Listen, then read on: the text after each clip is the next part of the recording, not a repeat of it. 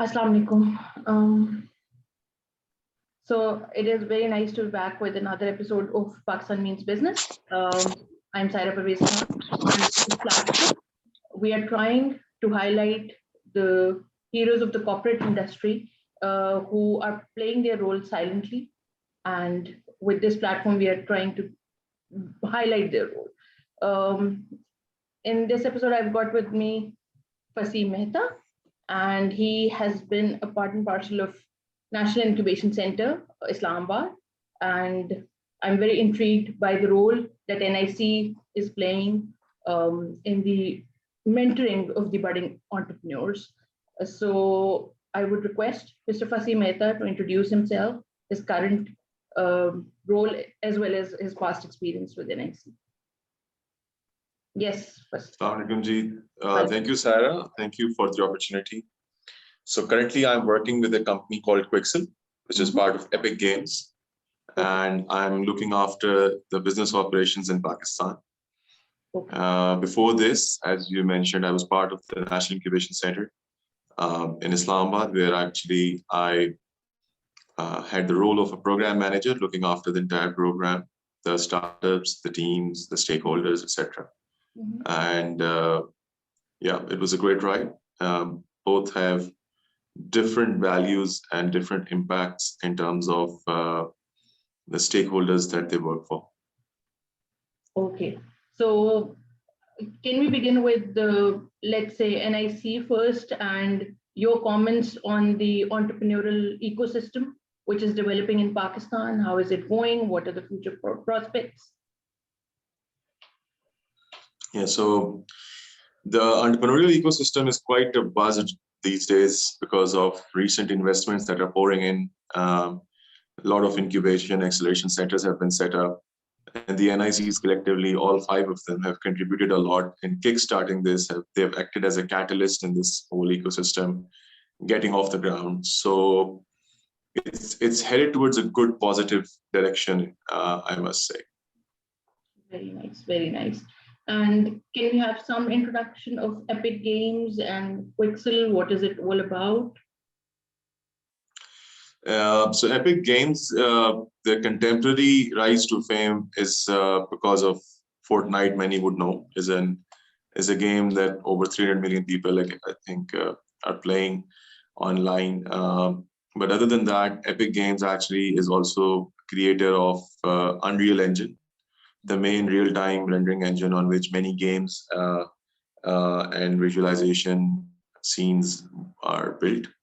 Okay. Epic recently acquired Quixel. Quixel was a company that was started by a Pakistani, co-founded by a Pakistani, and basically Quixel does photogrammetry. So we scan real-life objects and translate them into very high-end 3D quality that can be used by content creators, game developers all around the world. And Quixel has the largest library online of these 3D scanned assets. Got it, got it. I think I saw somewhere that you guys have also scanned some of the monuments like the Bachai Mosque and stuff like that, right? Yeah, lots of areas. So in Poland, in Eastern Europe, Northern Europe side. So if you want deserts, if you want mountains, if you want trees, a lot of it you'll find, whether it is vegetation, tiles, surfaces. So yeah, there are close to 10,000 or more assets actually that have been scanned online from all across the world. Okay, that's a nice idea. And of course, not all of them are free of cost, right? They are not all open source. Some of them would be and some of them would not. All assets are available for free for Unreal Engine users. So all of them are available online on Unreal. Okay, very nice, very nice. That's interesting. Okay, so are you guys working for foreign companies as well? So are you exporting your services as well, since these are online? So these are available to a global audience, right? So this is a product. We have a product which is available for anyone to use around the world. Okay. But if somebody wants your scanning services, so are these available? No. So we don't. Yes. So we work on our own products. We don't do bespoke, customized services for organizations. So how is the gaming industry developing in Pakistan? Do you think there's already a reasonable share that Pakistan has in the gaming industry, or it is just negligible at the moment? While the share might be negligible because, as compared to the larger growing markets or developed markets, Pakistan is quite far behind. However, there are lots of indie game developers that are working, that are contributing a lot, and they're growing very quickly. And then there is the hyper casual market where lots of startups are emerging, and game developer studios from Lahore mostly that are doing good content. The market is growing a lot. That's also, for sure, in terms of revenue, in terms of new entrants, in terms of new projects coming in, and in terms of also some quality content now being produced as well.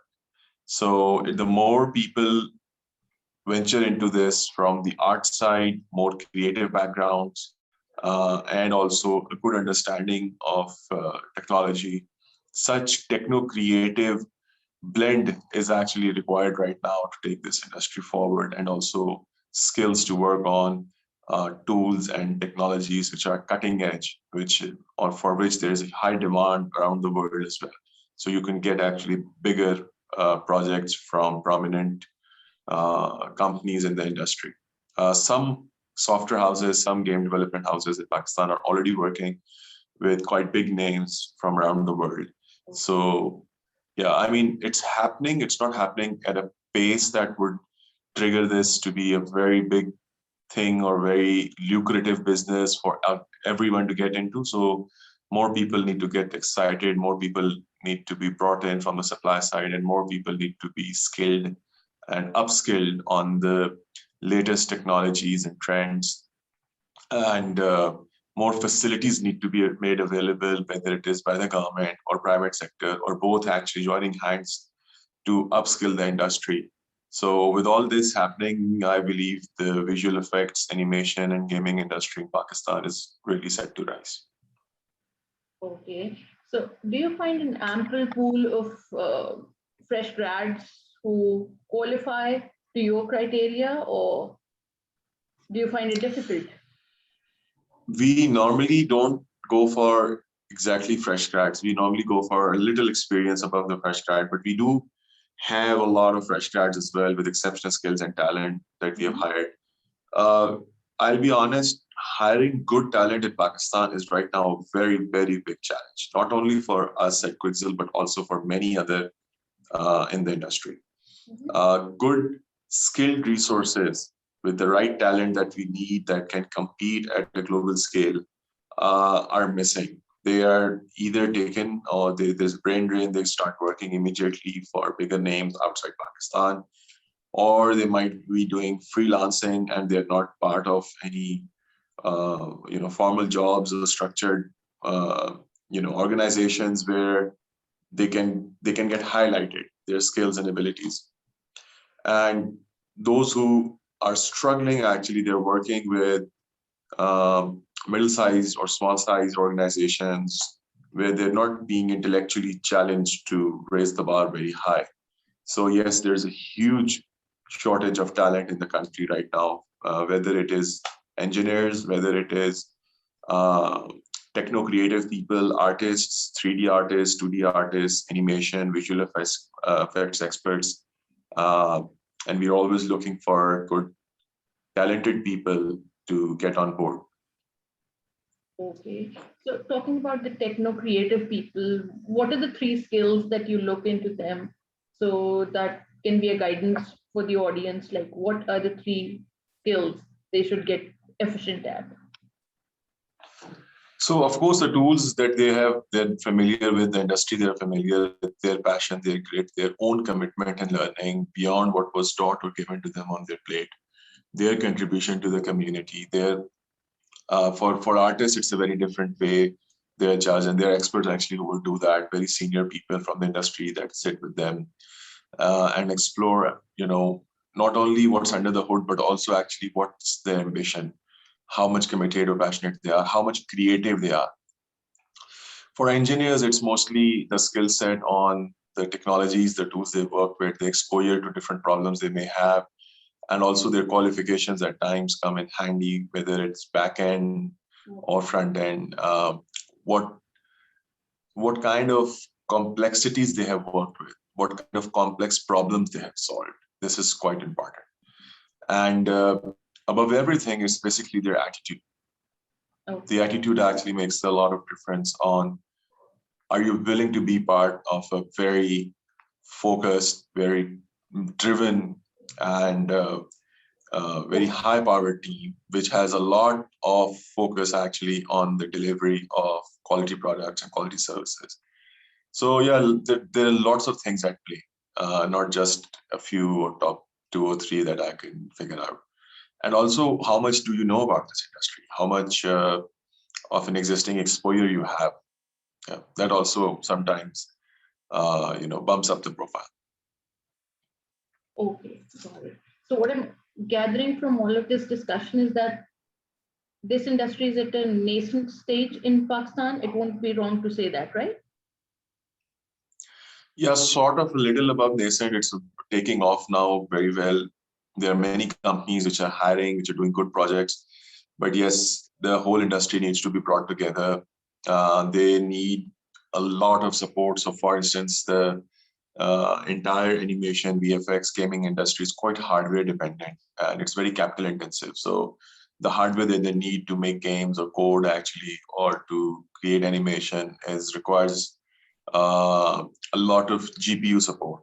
Many a times it's expensive to get these things in Pakistan, and not everyone has those support. So yeah, I believe the government can come in and play a great role, and they're trying to actually bridge this gap as well. So to take it from the stage where they are, where there's a huge demand globally, COVID has accelerated that, and to play a role by Pakistan contributing and taking a good share of the global gaming industry's pie. Okay. And what is your take on giants, like talking of the GPUs, giants like NVIDIA, collaborating more with Pakistan or increasing their sales in Pakistan, probably have a sales office? I'm not sure if NVIDIA has a sales office or their distribution office as of yet in Pakistan. The unit of economics simply doesn't work for any such company to come and open up offices in Pakistan unless there's a huge demand. There's, a lot of incentive or any strategic alliance. People are getting it through distributors or other channels. So yeah, I don't think so. The business case works well for such companies right at this point in time. Okay.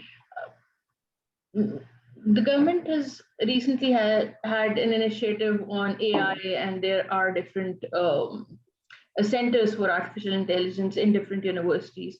So do you think the same model in the coming years should be followed for improving the game development skills and maybe 3D scanning and stuff like that in Pakistan, or do you think that would be hard to follow?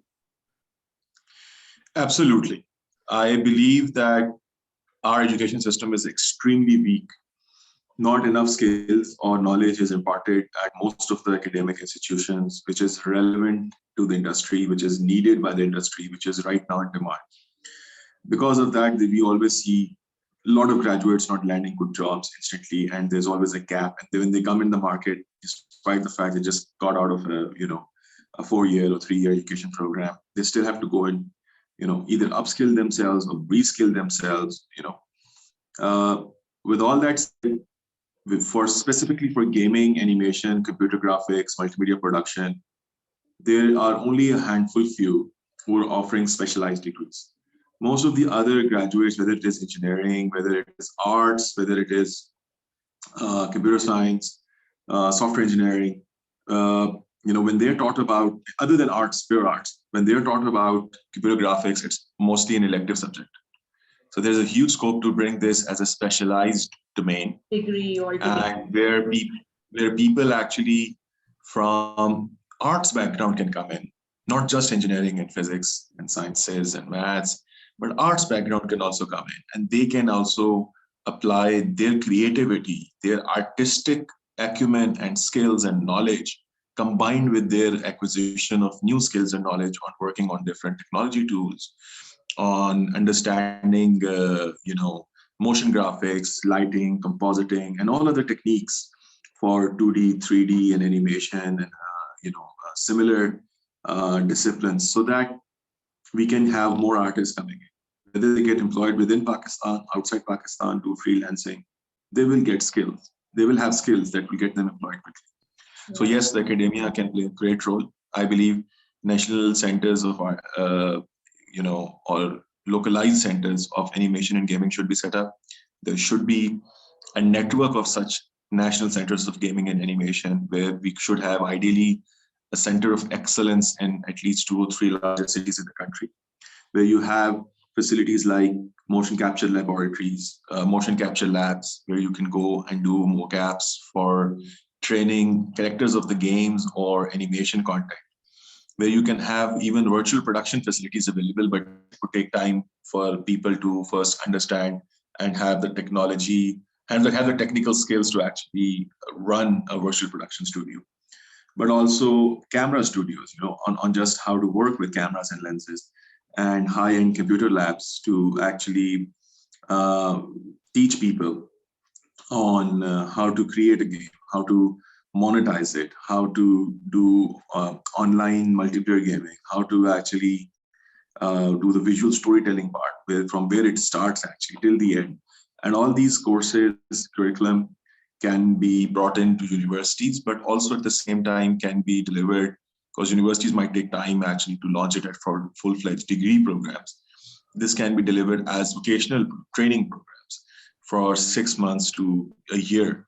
You can go through 2 to 3 courses over a period of 1.5 years, 6 months each, and have skills that might be needed in companies like Epic or Unity or Sony or Electronic Arts or Activision, the like, so that you can go and work on some really good projects. But the point is that this has to be done at a lot of academic institutions, but it's always great to start somewhere.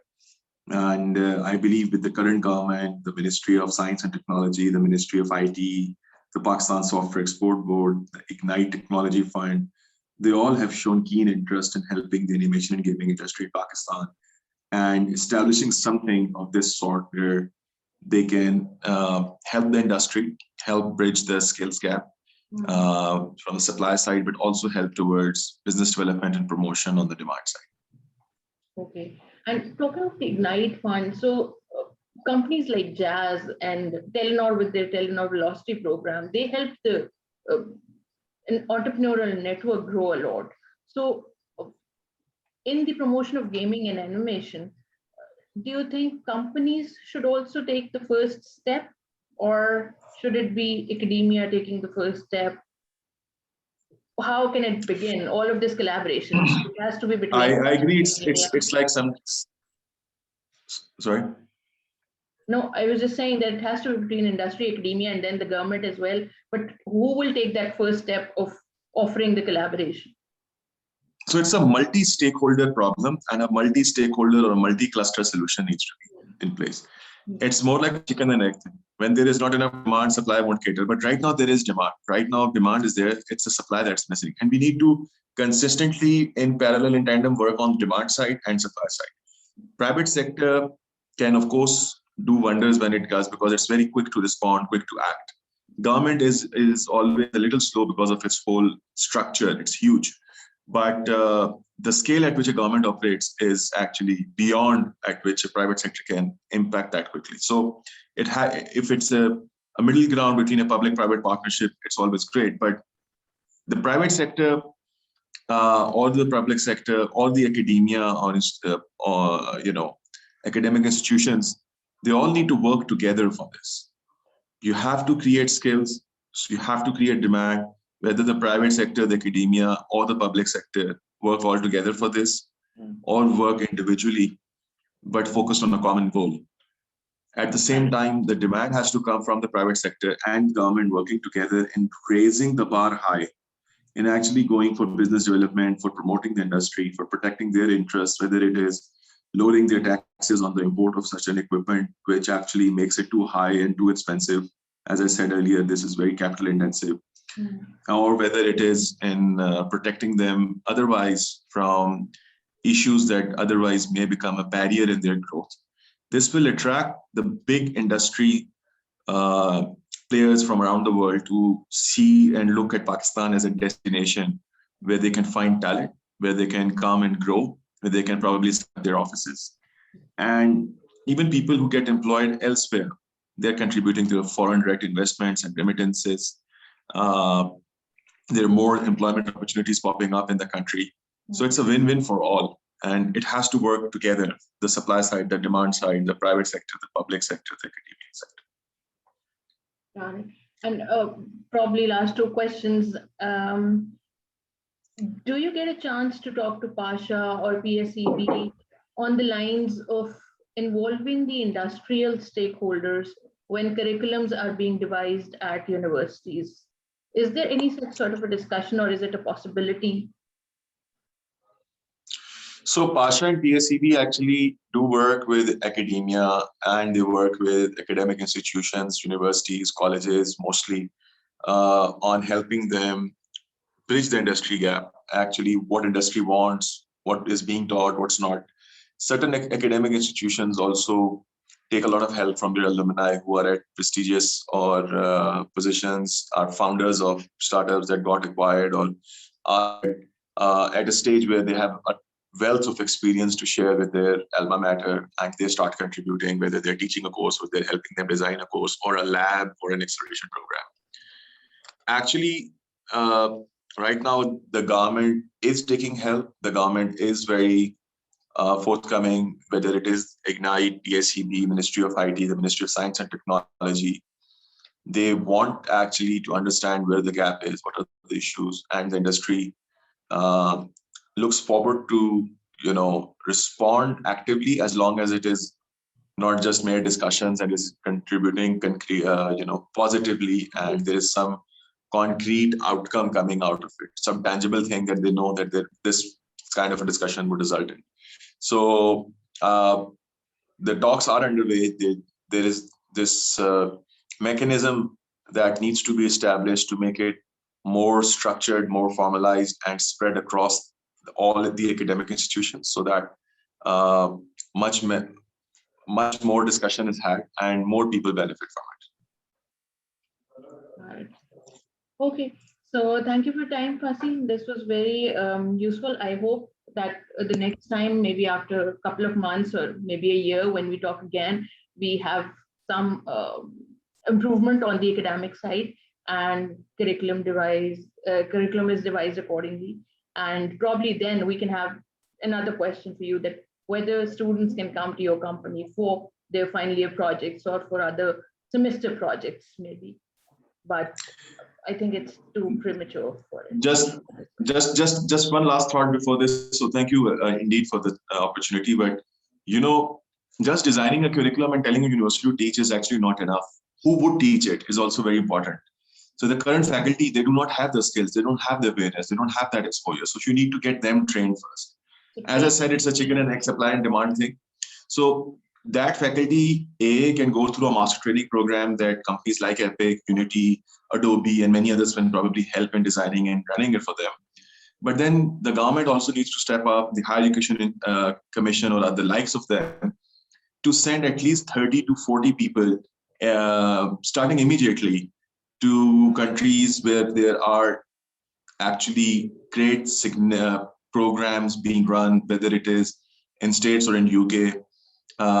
Universities like Bournemouth, for instance, has a program whose graduates have now been nominated in Oscars, and have also won them for the best animation, graphics, visual design, for even game development, and for multimedia production, for visual arts. So these guys come back, whether they are masters or whether you send them for PhDs, researchers, they will start contributing and running these programs and at undergrad and master level, quite aligned with the skill set that is demanded by the industry globally.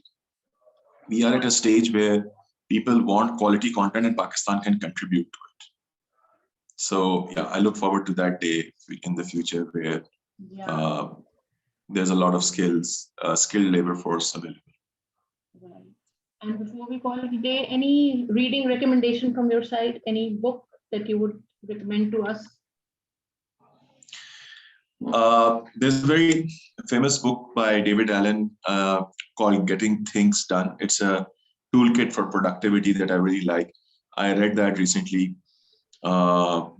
It's a great book. There's another book by Tim Ferriss on Tribe of Mentors. Okay. And it's quite a dense book, but I'm sure people who love reading would enjoy it, in which he talks about lots of influential people, successful people, what their life is like. He asks them questions, sends them a list of questions, and when they answer that, there's a lot of commonality amongst them. And you can actually look into people's lives, actually, what they do, what they really like, what they don't, how do they deal with distractions, negativity, etc. So yeah, two great books to read amongst many others. Okay, so Get Things Done and Tribe of Mentors, right? Yeah, Getting Things Done and yeah, Tribe of Mentors. Oh, got it, got it. Thank you, Fasi. Thanks a lot for your time. This was very helpful, very useful, and hope we have some concrete results very soon in the gaming and the animation industry. Thank you, Sarah. Thank you. Thank you for the opportunity to play. Have a great day. Thank you. Take care. Allah Hafiz. Allah Hafiz.